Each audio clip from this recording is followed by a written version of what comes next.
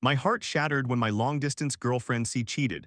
Thankfully, my friend O was my shoulder to cry on. Fast forward to dinner and I catch a glimpse of her Snapchat. It's a pic of C. Oh, it was, she casually says. Now I'm left reeling. What are they really discussing? This is an unusual story. I will try to keep it brief and straightforward. It involves two individuals. My ex-girlfriend C. My female friend O. My ex-girlfriend and I had a long-distance relationship of sorts. It was the kind of distance that is very inconvenient, but it could easily work if both parties are willing to make sacrifices. To make a long story short, she ended the relationship and blamed the distance, but I discovered soon after that she had been unfaithful to me. It shattered my heart. Shortly after this occurred, I was invited out with a new group of friends to help take my mind off things, and for that I am extremely grateful. This group included one of my closest friends, O. O was my support during the breakup. We often confided in each other. I shared with her all the little details and lies that C had told me. Naturally, we became very close. She expressed that she was attracted to me, but she had a boyfriend. The feeling was mutual, but I was not in the right mindset to pursue anyone romantically, especially considering that she had a boyfriend, which completely turned me off her. As time went on, our bond deepened. O made several attempts to be intimate with me, but I politely declined, as her deviation from her boyfriend had put me off from the beginning. O and her boyfriend eventually broke up. Naturally, we met frequently to discuss various matters, and I wanted to support her just as she had supported me. Her attraction to me intensified, but once again, I hesitated to move forward, knowing she was willing to be disloyal to reach me. Following this, she started a pattern of frequently hooking up with others. It was a confusing period. She would be extremely flirtatious with me but then share stories about the different men she was dating. Perhaps it was an attempt to make me jealous, I'm not sure. However, it only served to push me away further. If anything, it upset me. I recognized that she was a kind person, and seeing her put herself through such turmoil was distressing. As time passed, she began dating a guy who lived in the same city as C. Interestingly, they lived very close to one another and attended the same school. I jokingly told O that she would probably run into C at some point. Not much occurred over the course of that year. O and I gradually communicated less frequently. We grew close again during the summer, but I reminded her of my boundaries and limited contact for a time, as I was uncomfortable with her straying from her boyfriend once more. Time passed, and we did not speak for about 4 months or so.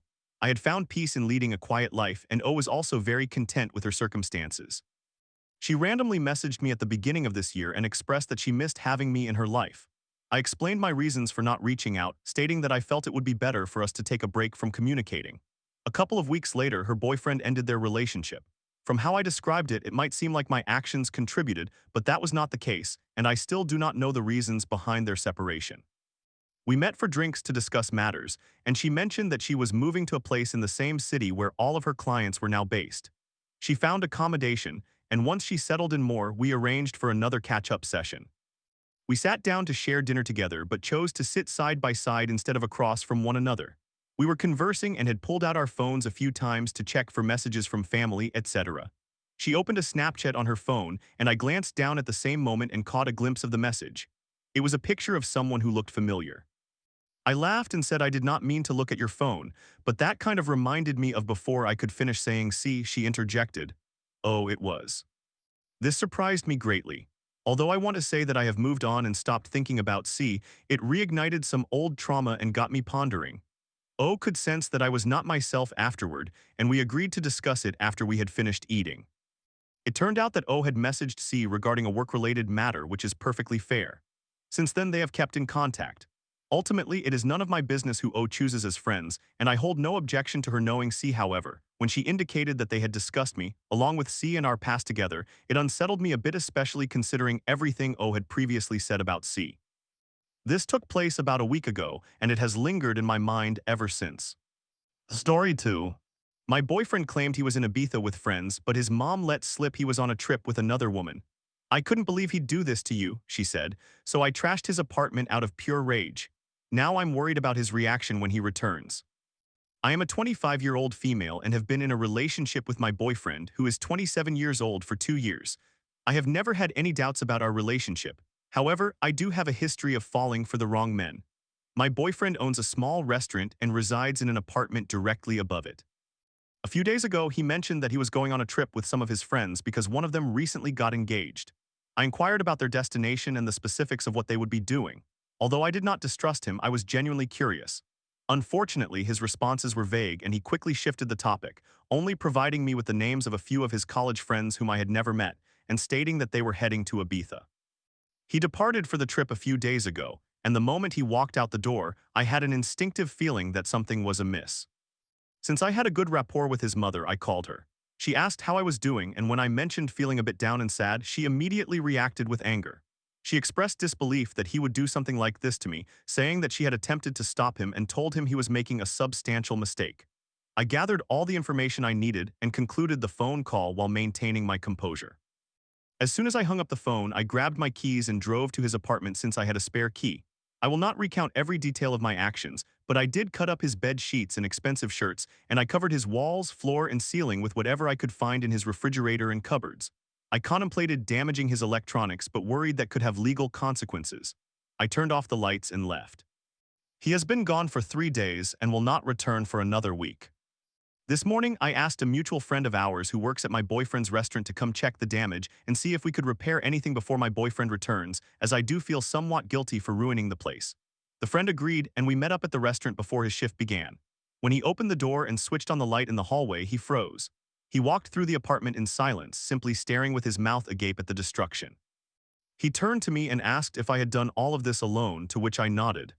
I asked him if we could do anything, and he merely shook his head and started to exit the apartment without speaking.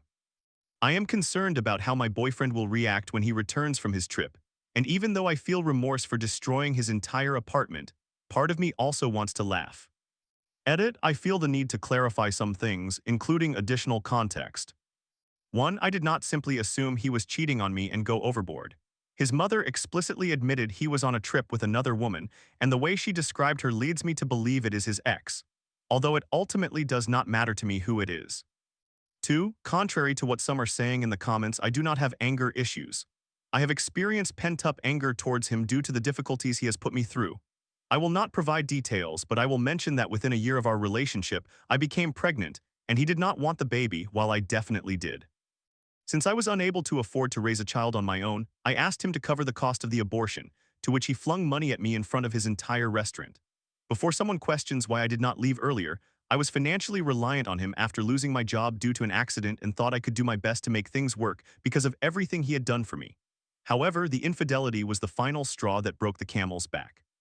3. I intend to return to clean up as much as I can, leave the key at the front desk, and block him on all platforms.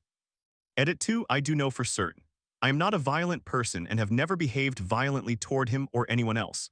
The little aggression I exhibited I directed toward this man for reasons I can no longer recall, and I regret letting him take advantage of me for 2 years, which led to my actions. The decision to tear up his clothes and empty his refrigerator onto his walls stemmed from the fact that I did virtually everything for him: grocery shopping, doing his laundry, and so forth. After reflecting on our relationship throughout the day, I realized that I was essentially his maid and a replacement for his mother. There are aspects of the story I am deliberately omitting because I do not wish to share them due to my personal trauma, and seeing people imply that I deserve what is happening because I stayed with him is frightening. Story 3. Caught in a web of exes, I recently learned my best friend O has been in contact with my cheating ex. See, after I endured the heartbreak, O confessed, "We talked about you, reigniting old wounds. How could she betray my trust after all we've been through?" This is an unusual story. I will try to keep it brief and straightforward. It involves 2 individuals. My former girlfriend C. My female friend O. My former girlfriend and I were in a long-distance relationship of sorts. It was the type of distance that is quite inconvenient, but it could easily work if both parties are willing to make the necessary sacrifices.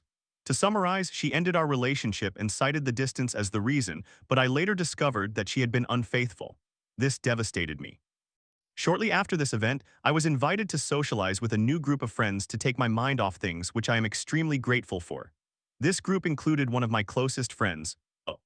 O was my support system throughout the breakup. We often vented to each other. I shared with her the numerous details and lies that C had told me. Naturally, we grew very close. She expressed that she found me attractive, but she was in a relationship. The attraction was mutual. However, I was not in the right mindset to engage romantically with anyone, especially since she had a boyfriend, which completely deterred me. As time passed, our connection deepened. O made several attempts to engage in a romantic relationship with me, but I politely declined, as her deviating from her boyfriend initially made me lose interest. O eventually broke up with her boyfriend. We naturally started meeting up frequently to discuss various matters, and I wanted to support her just as she had supported me. Her attraction to me intensified, but once again, I refrained from pursuing anything, knowing she had been unfaithful in order to connect with me. After that, she entered a cycle of casual relationships. It was a confusing period. She would flirt with me extensively yet continue to share details about the men she was dating. Perhaps she intended to make me jealous, I am not sure, however it only pushed me further away. If anything, it was quite disheartening for me. I recognized her kind nature, and witnessing her put herself through such turmoil was painful. As time progressed, she began dating a man who resided in the same city as C. Ironically, they lived quite close to each other and attended the same school. I joked to O that she would probably run into C at some point. Not much transpired during that year. O and I gradually communicated less. We rekindled our closeness during the summer, but I reminded her of my boundaries and limited our contact for a while since I was uncomfortable with her straying from her boyfriend once more. Time went by and we did not speak for about 4 months. I had found solace in my quiet life, and O was genuinely happy with her own circumstances as well. At the beginning of this year, she unexpectedly reached out to me, expressing that she missed having me in her life. I explained my reasons for not contacting her and conveyed that I believed it was best for us to take a break from communication. A couple of weeks later, her boyfriend ended their relationship. Based on how I framed things, it may seem that my actions contributed to that outcome, but they did not, and I still do not know the reasons behind their separation. We met for a drink to discuss matters, and she mentioned that she was securing a place in the same city where all of her clients were now based. She found accommodation, and once she was more settled, we scheduled another catch-up session. We decided to sit side by side rather than across from each other during dinner.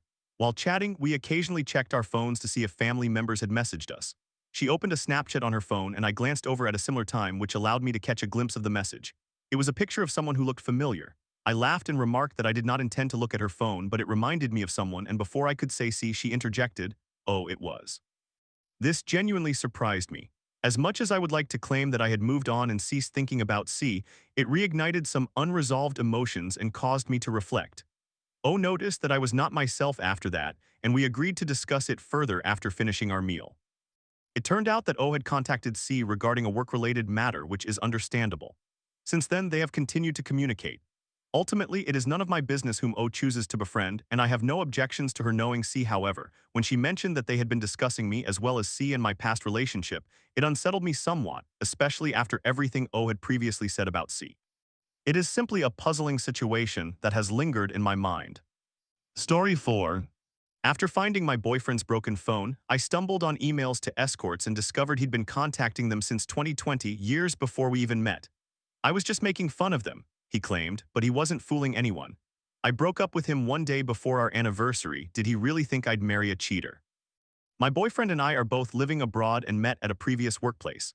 Coincidentally, we share the same home country, which led to many similar views and traditions. We began dating in January 2023 and officially became a couple in March 2023. We moved in together after 6 months because both of our roommates were leaving, so we decided to depart as well and search for a place together. My now ex-boyfriend recently asked for my hand in marriage from my parents and my grandparents during our visit back home with our families. I am aware of this because my grandfather could not contain his excitement and did not quite grasp the idea of keeping it a secret from me.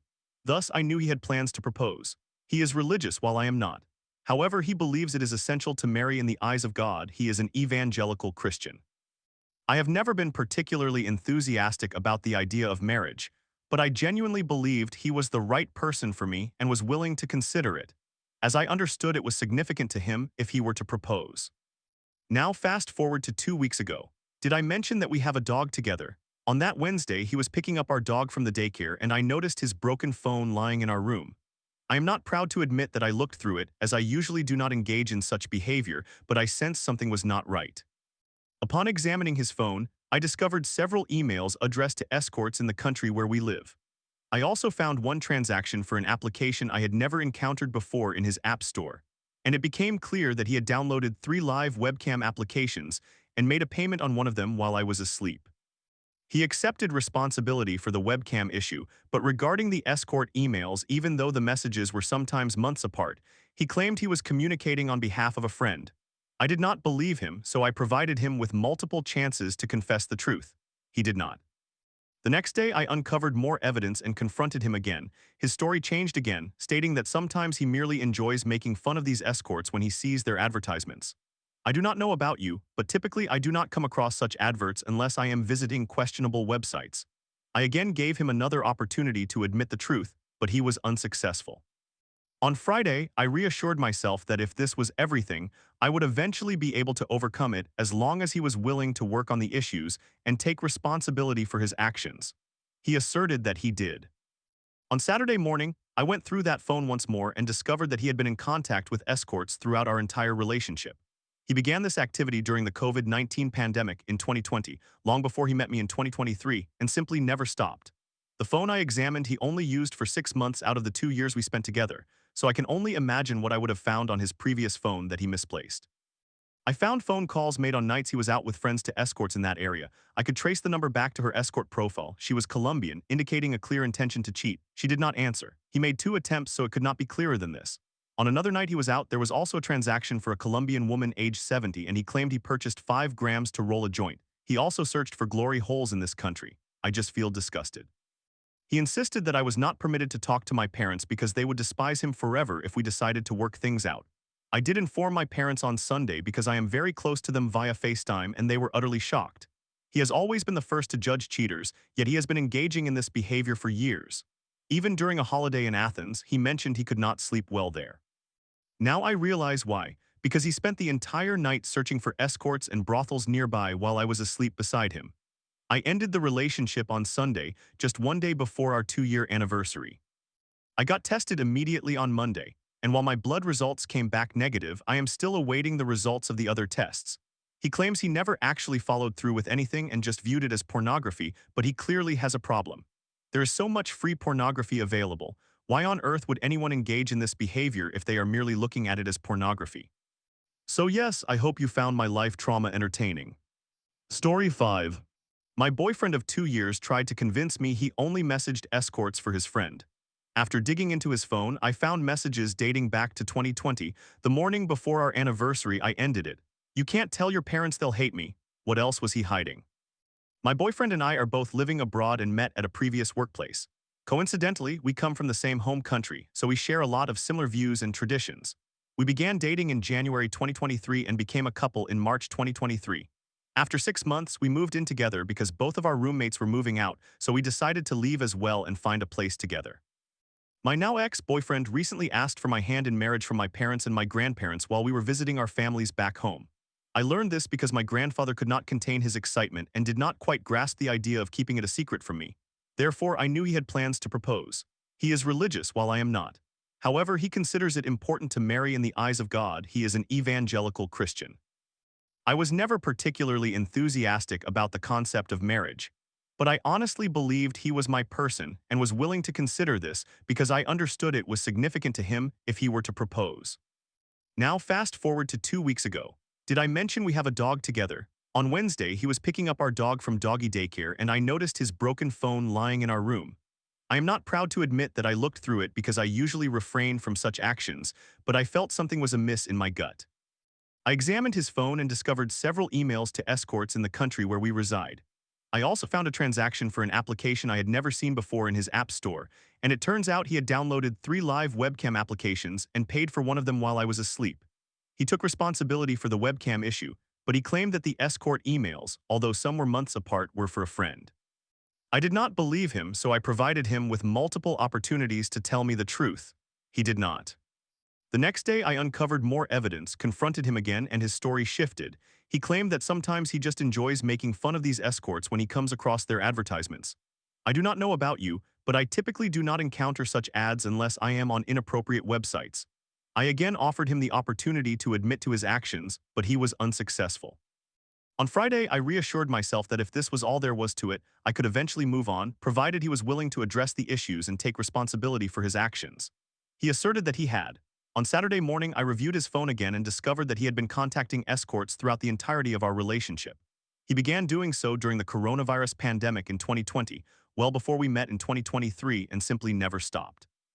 The phone I examined had only been used for 6 months out of the 2 years we were together, so I can only imagine what I would have found on his previous phone, which he misplaced.